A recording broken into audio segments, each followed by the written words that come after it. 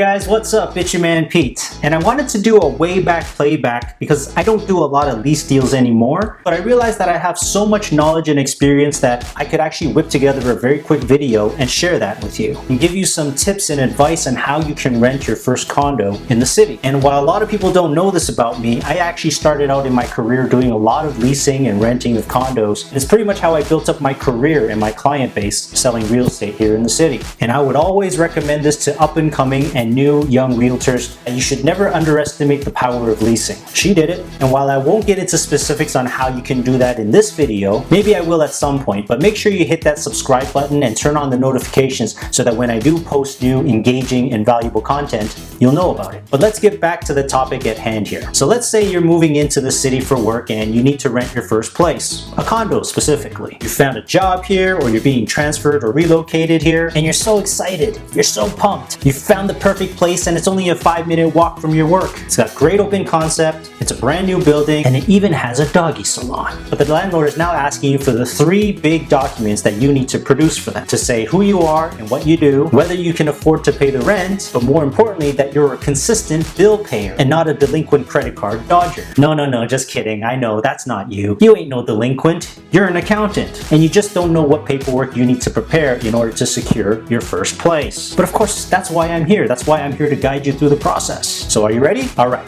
here we go. Number 3.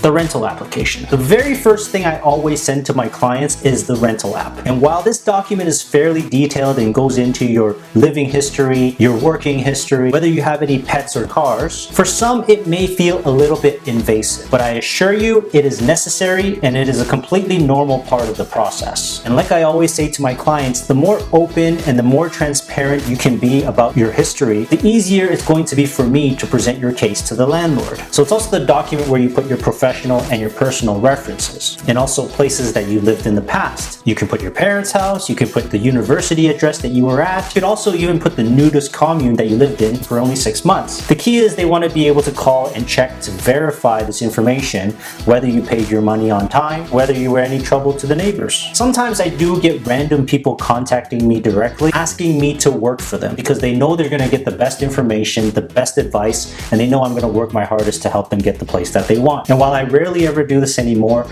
I still do want to help some people, particularly young people, get through the door for the very first time. But then when they fill out the app, and then sometimes there's gaps and holes and suspicious information on there, or sometimes they're just even deliberately withholding information, it makes it really hard for me to work on their behalf. So in those moments, sometimes they can't even get past me, never mind even talking to the landlord. Sorry kids, I mostly deal in quality these days. But now, on to number 2, employment letter or pay stubs. This document or series of documents is so important because landlords need to know if you can afford to pay the rent. They want to know that your job is fairly stable and secure, and they want to make sure that your company is legit and also stable and secure. And this has become ever more important here in the city because it can be pretty expensive even just paying the rent. And while a job offer or contract letter is usually sufficient, if it's too old, the best thing to do is to contact HR and they'll produce a letter for you to prove that you work there.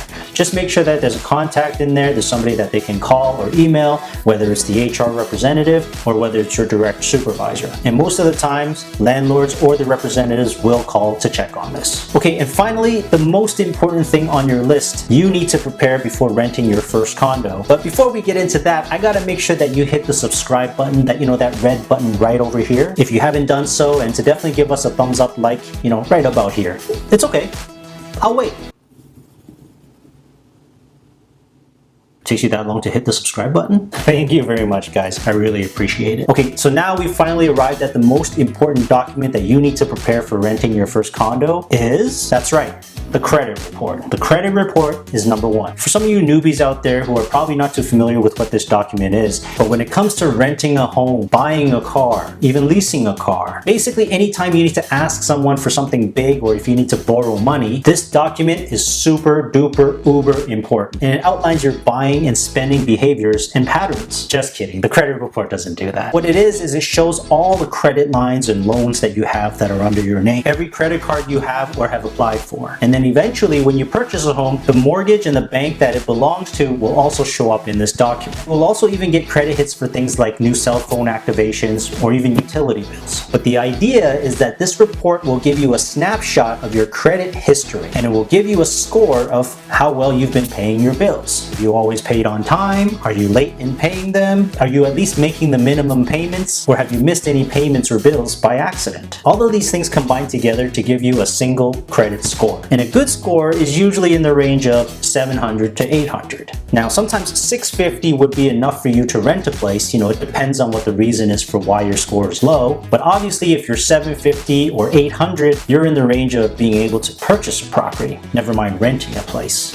But of course, you gotta make the money first. And the three places where I would recommend that you pull your credit report is Equifax, TransUnion, or even Credit Karma. And the report itself will cost you maybe around $20 or $30. I haven't checked recently, but it's been about that. And then after you put in some identity verifying information, voila, there it is. Your score and your entire credit account history. Here's a little tip to save you some money. Equifax actually gives you a free credit report once a year, but the only requirement is that you have to show up in person at their offices, provide some identification, and you get a report for free. You see what I did there? I instantly already saved you money. See guys, look at how valuable this channel is. I'm helping you make money and I'm helping you save money. So then after you get this credit report, you've got these three major documents, you're good to go, bros and sisters. Okay, so there you have it guys. The three big documents that you will need to prepare in order to rent your place, if you're finally ready to take the plunge and rent your own condo. And it's gonna be the same thing if you're gonna partner up with a friend to share on the rent. You'll need to produce the documents 2 times. So honestly, if you listen to us here at Selling Toronto and you get your paperwork game tight,